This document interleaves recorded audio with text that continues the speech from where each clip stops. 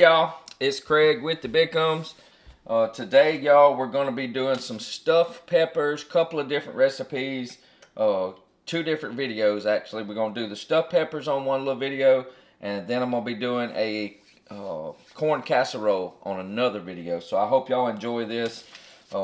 We like stuffed bell peppers. Really going to jazz them up pretty good.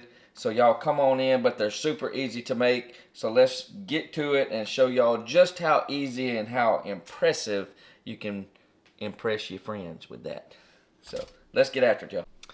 Alright, but we've got to get the bell peppers steamed a little bit. So what I like to do is, you know, it's hard to find unless you pick out every one that is sitting up perfectly straight. I'm just going to cut across, but we're going to kind of try to keep them straight. So I'm going to start on the low side and just to get the top. Well, we're going to poke in it some. And we're going to try to keep it level as we cut across.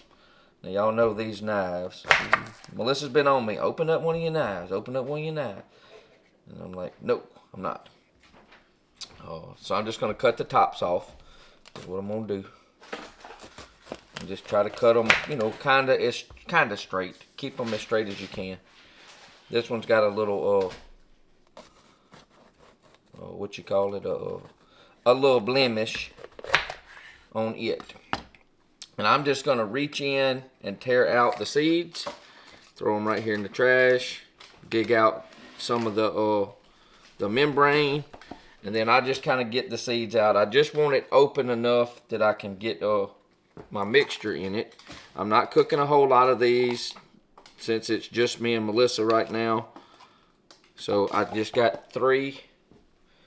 And what I'm going to do, I don't like to waste. I like cooked bell pepper. I like raw bell pepper. So I don't like to waste the tops. I mean, you can, if you want to, you can put the tops back on. I'm not, but I am going to chop up the tops. So I'm going to just cut like around the stem. You know, just kind of get me some pieces. And we'll put the stem back up, or in the trash, I mean. We'll throw the stem away, but we're going to cut the rest of the bell pepper into little pieces. You can bag it up, save it for later. You can cut it into small pieces and stick it in the bottom if that's what you want to do. But I'm probably just going to, for now, I'm just going to kind of just get it cut into chunks. And we'll get it put in a little Ziploc bag. And I can use it in I might use it in the next recipe. Yeah, that might be what I'm going to do. I might be going to use it in the next recipe. So let's just put it off to the side. The oven's preheated to 400 degrees. We're going to take a little water. So we're going to take, this isn't quite 1/3 of a cup. I just put it in there and may not even use it all. And I'm going to pour just a little bit of water. So about maybe 1/4 of a cup, couple tablespoons. I didn't even use all of this. Couple tablespoons. Oh, I like it too, Miss Susan. It's wonderful. And it makes a difference with the fresh cheese, y'all. All right, so we're going to put them upside down in the pan of that little bit of water. And in the oven they go. We're going to go in for about 15 minutes. We're just trying to get a little steam on them. And you could cut it up. I mean, if you want a 425 or something. I don't have the quick bake on. I just got the regular bake. So it's normal 400 degrees, normal oven. I got to get my ground meat. I have done made a mess on my stove already, y'all. I got something stuck on it and I don't know what happened. But this ain't hot. All right, let me get my ground meat. We're going to get our mixture mixed up for this part, and then we'll go on to step number 2. We got 1 cup minute rice, 1 cup water, microwave for 6 minutes. 5 would have probably did, and just let it sit in the microwave. I did add a pinch of salt. So we've got our rice. We've got our meat mixture. I don't know how much rice it's going to take. 1 pound of ground meat. I'm going to put about half of this. Maybe, give or take, to start. Don't go overboard with using a bunch of different seasonings. You don't have to. I probably won't. Is this for a pound? I think this is for 1 pound. 2 pounds. 2 pounds. All right, so we're only going to probably use half of this. So I'm going to tear this meatloaf. This is just a meatloaf pack, just a meatloaf seasoning. I like it. Don't use it if you don't like it. I like the meatloaf taste, y'all. So I'm going to sprinkle in some of the meatloaf seasoning. About a half, give or take. Might not be quite half. Like I said, keep this recipe simple, but if you've ever had the meatloaf flavor, it's really good. Lipton soup mix. You can make so many different things with this. Same thing, y'all. If I have to, I'll put these in a Ziploc bag. I'm going to put about half of this pack of Lipton soup mix in. That's good enough. I'll probably put a little bit of milk. Just a splash of milk. I'm going to set that aside so I can get the milk. Now I'm going to get my cheese. My cheese. And a little bit of onion. I got like it's not even quite half of an onion. It's well, if it is, it's half a little bitty onion. And I'm going to put half of this because I'm going to use the other half of this like that. I'm going to use that in the next recipe that I got to make. So we're just trying to get some, just a little bit of diced up onion in this meat. Watch your little phalanges, y'all. And then just get it and just run your knife through and just get it kind of small. It ain't no big deal.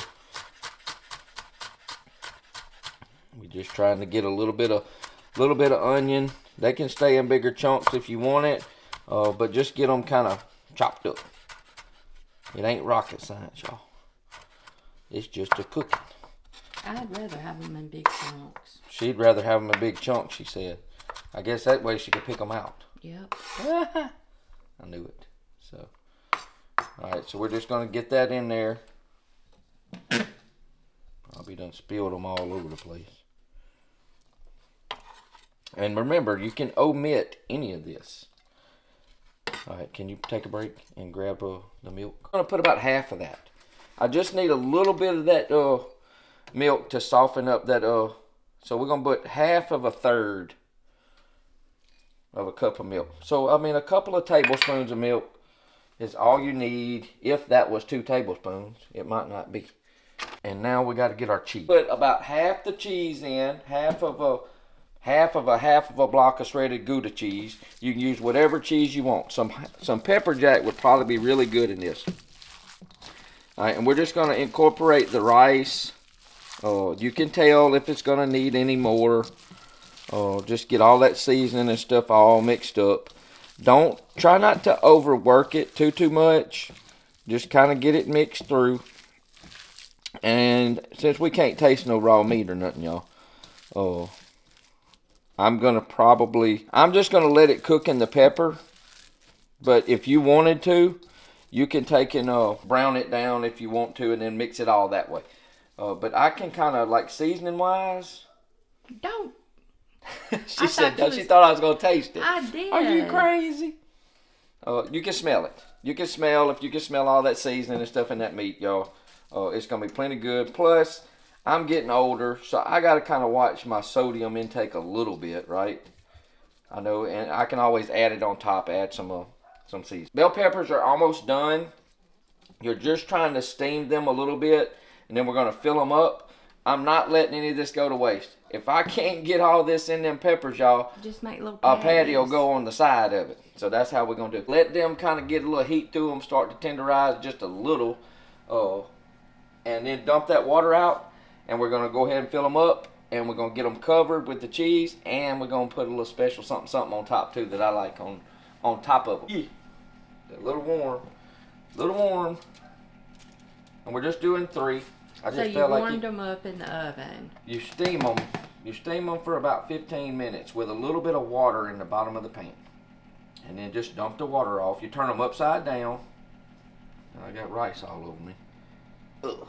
I'm not doing a tomato-y, so there's no tomato sauce. You can put it if you want. Need something across the road or something.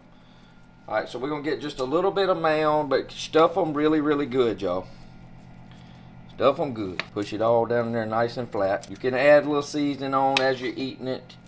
If they didn't get enough of the meatloaf seasoning or the Lipton I'm gonna make this do these 3. We're gonna, if it stays up a little high, it's just gonna stay up a little bit high. We all good. We're gonna put this whole big old chunk in there. In there like swimwear. Actually, I could have took a little bit of that one and put on top of that. Now, if you want to sprinkle some seasoning on now, you can. But we ain't gonna do that. I got a little bit of cheese and a little bit of meat left. Alright. Hold please. Out like you would cook a hamburger. So if a hamburger, you cook your hamburgers to 20 minutes or whatever, it'll take a little bit longer. These are probably on 400, gonna take at least, give or take, 30 to 40 minutes, I think. It might be a little quicker with the speed bake, but we're gonna see, but that's what we're shooting for. I'm gonna put them off to the side because I got my next recipe now. Alright, before these go in the oven, we're gonna put a cross of bacon on top. So we're gonna do 2 pieces of bacon per thing. We're gonna just make a cross. One that way, one that way, one that way, and 2 more. And this way. Just move them over. It's kind of in the way there. Make a cross, make an X, whatever you want to do to it. Just like so. Just like so. And in the oven we go. See if I can do this again.